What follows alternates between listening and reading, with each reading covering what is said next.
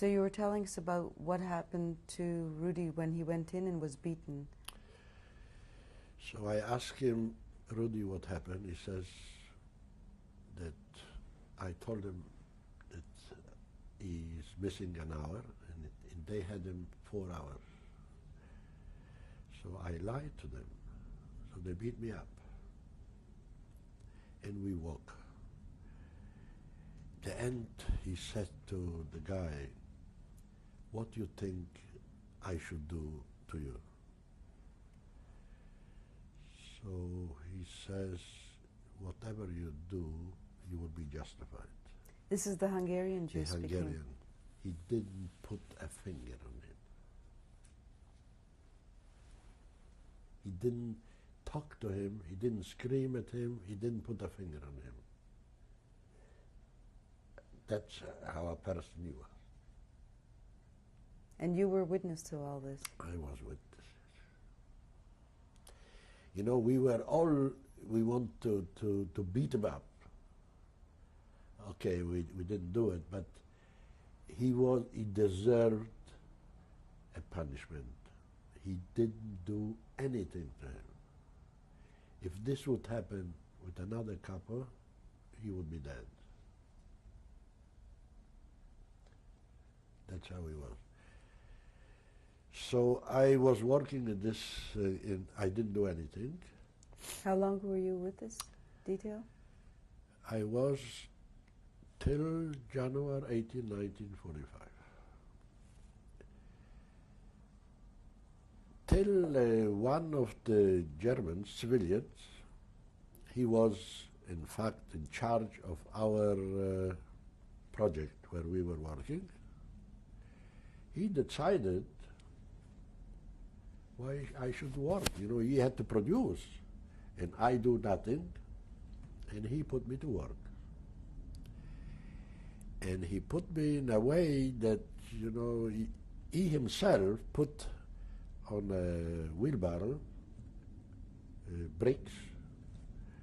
If everybody was carrying 20 bricks, he put me 40 bricks. And the couple couldn't take it. So we had 2 projects. He was in charge of it, but 2. So he sent me to the other project. But he put an eye on me, and he was looking. If I'm not here, I'm there, and he was looking. I was slipping behind some boilers. He was catching me and put work on me. But with the couple, he was okay. They were almost not far from each other. He was a farmer at home. Till one day he asked my couple if he can get him, because he had a foot like this, if he can get him a pair of shoes. So the couple says, I will see if I can. And he got some connection to the barrack where, you know, all the prisoners, when they come to camp, they take away all the possessions. And there they sort them out and they send them to Germany.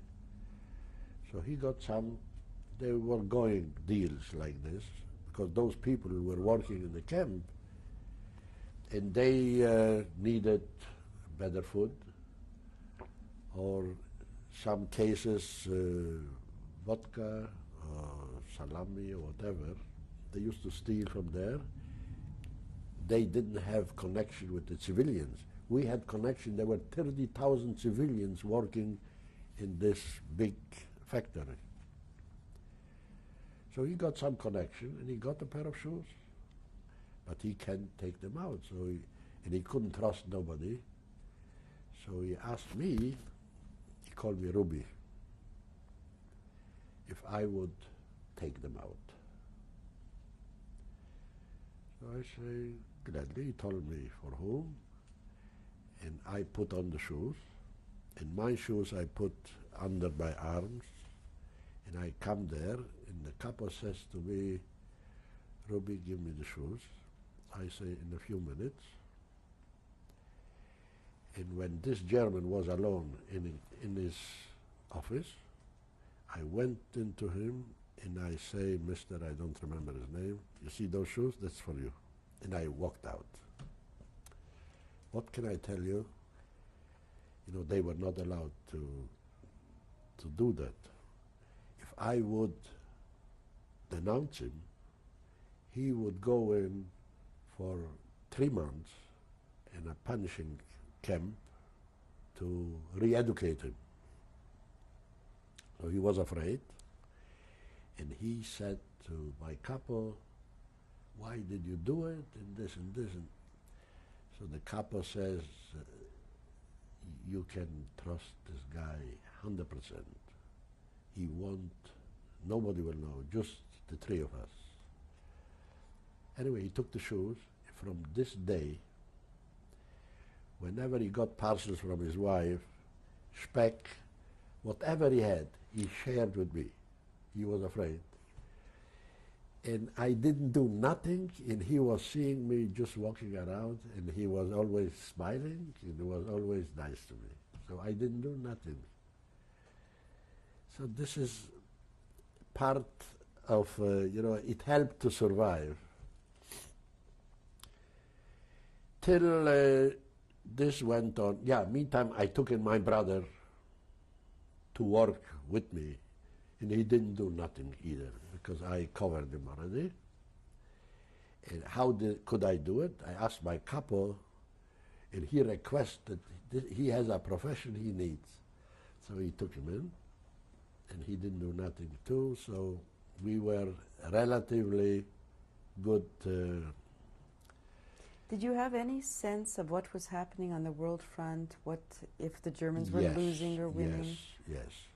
Because with the civilians we were working, there were many Poles, and of course many German civilians. They used to read the German paper, and I read fluently German. I learned,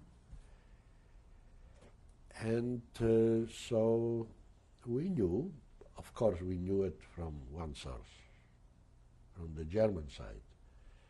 But we knew already how to read between the lines. We saw how, when it started to go, and some Poles used to tell us that they retreat from here and from there, and they landed here, they landed there. We knew it's coming, we just didn't know when. But I am a born optimist. I never lost hope, never. And this kept me going also, because if you give up, you finish. In January 1945, the Russians started their big offensive, and we could hear the heavy artillery, and they decided to evacuate us. They put us on the march.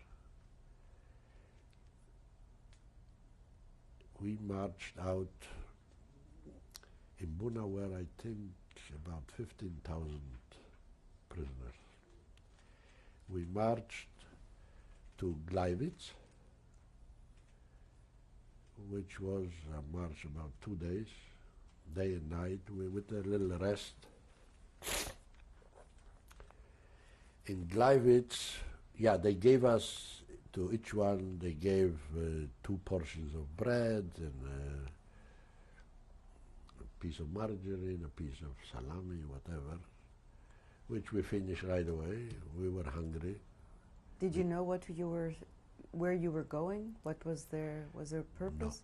No, I didn't know, and nobody had a clue. Even the Germans didn't know where we were going. And after the 2 days? Because the Russians went through here, they went through here. We had to go in between already. We went to Gleiwitz, and we were there waiting for... Gleiwitz, by the way, was a concentration camp, a working camp, no gas chambers. And this belonged to Poland. It was on the Polish-German border. It was also a division of Auschwitz. also some chemicals, ammunition they were producing there. So this camp was evacuated before us, and they put us in this camp. But this camp had room for maybe 5,000 people, and we came in 15,000 people. It was January, freezing cold. People were sleeping in the toilets just to be protected from the wind. There were women there too. And we were, me and my brother, we forced ourselves in a barrack just to keep warm. In this barrack, which normally take maybe 300 people, we were maybe 2,000. And came a point I thought I'm dying from hunger. So I said to my brother, you sit here, don't move, because otherwise I won't find you anymore. I will go out, I will see, maybe I can organize something. And I went out, I go out, who I see? Rudy, with a sack of bread. The gypsy. I say, Rudy, I'm starving, give me a piece of bread. So he says, listen, I can't give you from this sack of bread because we are many partners, but I will help you get bread. He took off his coat, he gave it to me, he gave away the sack bread with the partners, and he says, come with me. We went near the kitchen. There, people were walking with blankets. Each one hold an edge of the blanket to go to the German camp where the warehouses were, to bring bread to distribute for the people before they go to the transport. So he put me to one blanket to hold an edge. He says, you go in there and you will know already what to do. And I went, the German guard opened the gate, I went in. I go in and I left this like he told me, the edge. And I go in a barrack and I see, for me it was 100 million breads. It piled up, the whole barrack, no beds, nothing, just a warehouse, bread. I got crazy. I tie up and I put in bread here. I put bread under my shirt, and I put bread like this. I had maybe 10 bread. And I go, and the guard opened me the door, and I ran straight to my brother, and half a camp ran after me. When he saw me, he was like from here to the window. I don't know how. He flew out the window. And I said to him, hold the bread, I will bring more. You know, I got so much courage. You know, when you have more courage. I went without a blanket. I went to the guard, and I say, I was sent, and he opened me the gate, and I went in. I brought again bread. My brother was already waiting nearby. I told him to wait. There was a toilet near. Meantime, he bought from somebody for a bread blanket, and somehow they tie it up. He had like a sack, and I put in the other bread too, and I say, I'm going again. So he says, don't bring any more bread, bring something else. I went to another barrack. There was a barrack conserve, and I took a few boxes of conserve, and there were some salamis, you know, maybe a meter long, special made, you know, bigger to be able to cut more from it. And I went out, I gave it to my brother, and I say, I'm going back again. And I went in again, he opened me the door, And as I bent down to take, my brother told me, bring only conserves so we can. I bent down to take it. They were like pyramids, you know, piled up. And I heard steps. And I stood up and I looked, was Hauptsturmführer Schwartz with his, with a few other officers. When I saw him, he had eyes like a murderer. I got paralyzed. You know, I took off my hat, I stayed like this. He passed by, I left everything, I said, I have enough. I went out. By the way, I didn't mention that this same guy, Schwartz, he came once in the winter to Buna. He just passed with his car, and people, you know, they were cold, they were holding the hand in the pocket, and they didn't take off the hat, so he gave an order to sew up all the pockets in their pants, because they didn't honor him to take off the hat. It was maybe 30 below zero. And they sew up all the pockets. So I didn't take any more. And of course we had plenty of food, but when you have plenty of food, you are not hungry. Then at night they load us on trains. And we go with this sack, it was full. Yeah, we bought saccharin. I don't know from where they had saccharin. We bought an empty can because there was no water. So the cattle trains were open. It was not closed. They opened so we used to, yeah, we bought also for bread a cord. We tie up to the can. As we were going, snow was piled up, so we were taking the snow. It was melting, putting saccharin, so we had sweet water to drink. But people, and you know, we had a fortune with us. How long were you on this train? We were on the train about 5 days. And where was it going? To Dora. Dora, which was where? In Germany.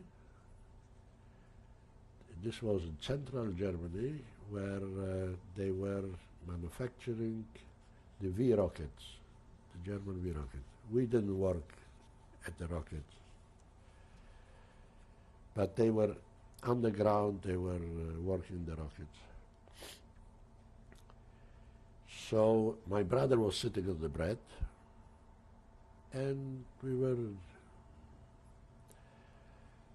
of course we didn't share with everybody the bread. We just bought, we paid generously whatever we could get, like saccharin was something. The can was a lifesaver for the whole wagon, because this didn't cost money, just to, you put it outside as you were going, and you had full of snow, so people were, but there were, many people died,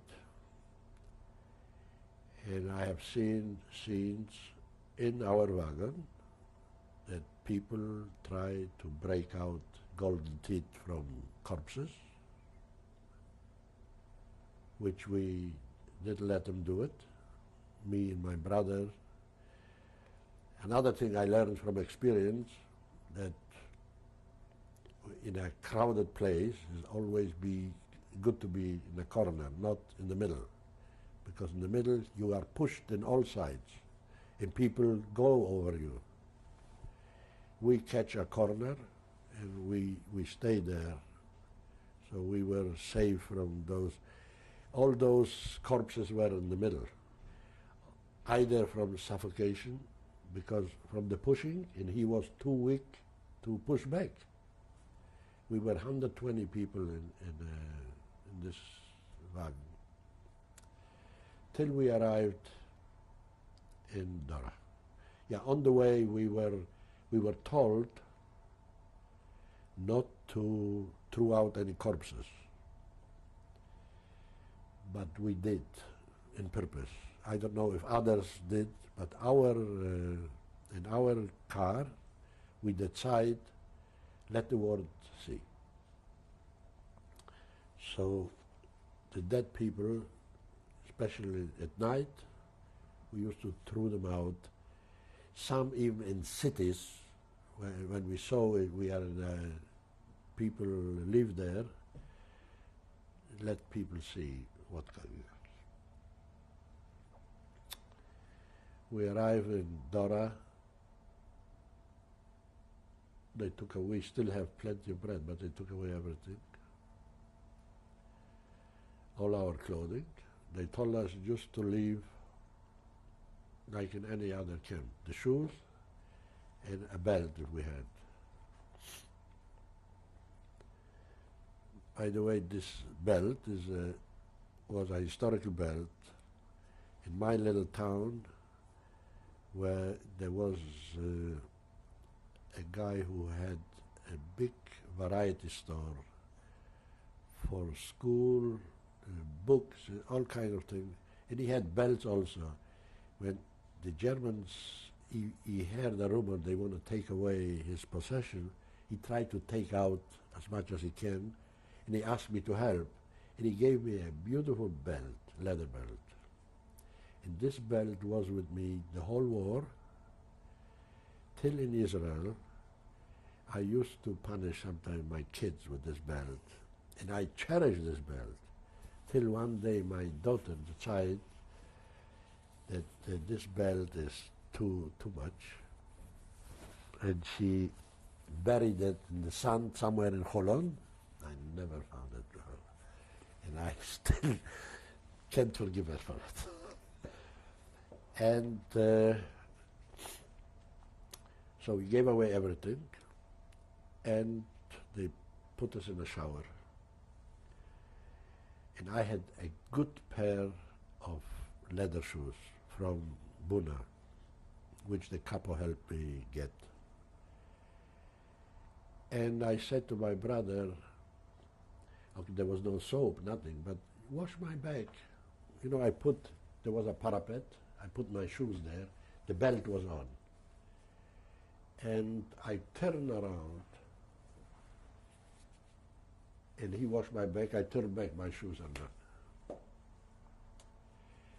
This was alive.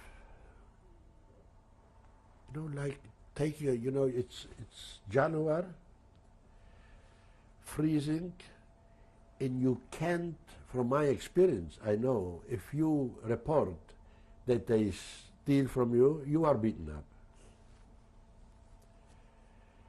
And right away after the shower, they push out and another group comes in. So I went out, I had experience already, I was 4 years in camp.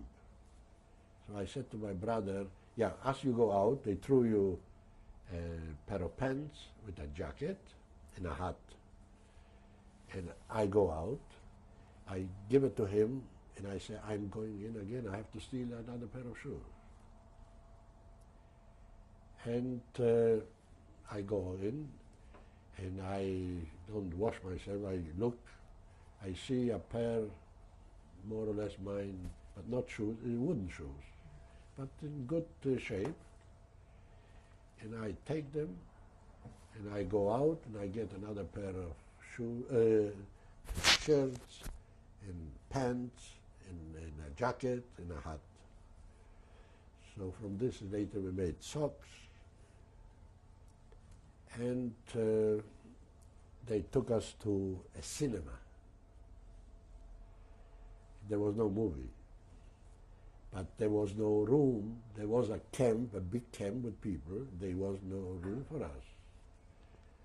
So there was a cinema. They put not even straw on the floor, but they put maybe 2,000 people. We were not allowed even to stand up, sitting on the floor. It was a huge cinema. And we were sitting there. If somebody stood up, they couldn't get in. They had a big, maybe a 6-foot,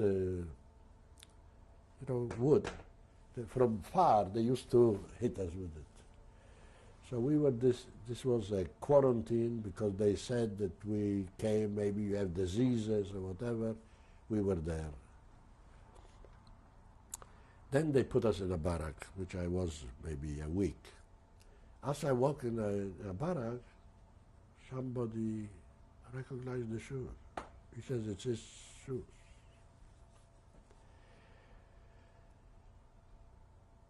He was a Ukrainian, and he was walking barefoot. Of course, I would. It's not nice, but you know, it was a fight of survival. I had 100 witnesses. I brought the shoes from home. I had them, and I didn't give away the shoes. Then they gave him something. Then the same guy, he tried to. We were sent away to another camp from Dora. This was already the last camp, a small camp. We were there, maybe 200 people. It was only one barrack. And in this barrack, there were beds maybe for 1,000 people. It was a huge barrack. They didn't give us blankets, nothing, just you cover yourself with what. So we used to take, but they were straw mattresses. So we used to take from other beds where people don't sleep, and we cover ourselves. Mm-hmm. And we used to work, we used to build a rail track. So we had to go through a swamp, so we had to fill it up with stones and with earth, you know, like make it like a trapeze. And I was working very hard there with a wheelbarrow in the mud, you know, it was raining every day, to carry in a wheelbarrow mud to fill up this. And this Ukrainian, he was telling where to put, and he used to make it, he's supposed to make it look nice, you know, symmetrically nice. But he had no idea how to do it. So there was a German, a civilian, and he says, he want me to try it, to do it nicely. So he didn't like it. He says, yeah, and he says, I should try, and he should carry this barrel. So he said to him, you take a Jew to make the easy work, and me, a Ukrainian, you ask to do the hard work. So he says, he's a good worker, and you are a bad worker. So I want him to do it, and no matter who he is, Jew or not Jew. And he asked me to do it, and I did it perfectly. I asked him for a piece of string, you know, about 10 meters. I put the string from top to bottom, so I had a right angle, and I told him where to put, and I just, you know, straightened it out. And but this was not for a long time, because the Americans were coming from all sides. They took us. Yeah, I have to mention one episode too, with me.